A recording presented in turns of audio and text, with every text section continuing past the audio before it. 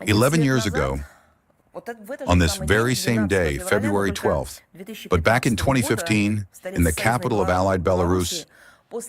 after 17 hours of negotiations with Russia's active mediation,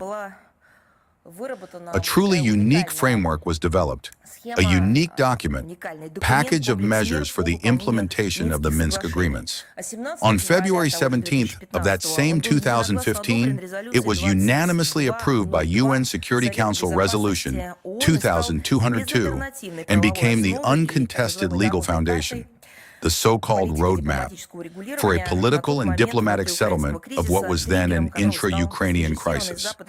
The trigger for this crisis was the West-orchestrated armed coup d'etat in Kiev in February 2014 and the seizure of power in the country by nationalist radical forces.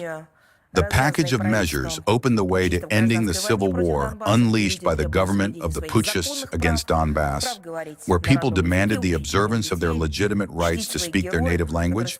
to teach children in it, and to honor their heroes who saved the world from fascism more than 80 years ago. All attempts by those who seized power in Kiev to suppress the protests of the region's residents, to impose their own Bandera ideology on them, and to bring them to their knees were doomed to failure.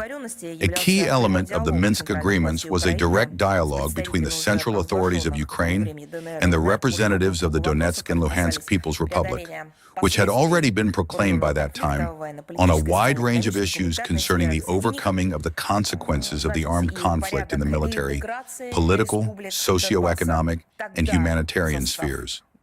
Among them was the procedure for the reintegration of the Donbass republics into Ukraine on the terms of granting them a special status, enshrined in the country's constitution on a permanent basis,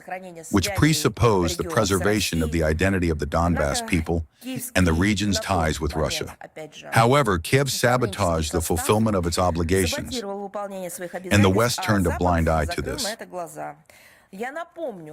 Let me remind you that Germany and France, acting as co-authors and co-sponsors of the Minsk process, did not exert pressure on it for the purpose of their fulfillment. Later in December 2022, former Chancellor of Germany, Angela Merkel, and former President of France, François Hollande,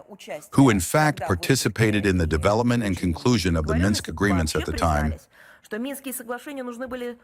openly admitted that the Minsk agreements were needed solely to give Kiev time to strengthen its armed forces for war with Russia, rather than to stop the hostilities. These are their literal word-for-word expressions, in which they describe their so-called mediatory role, which turned out to be a false, fake, quasi-role as mediators.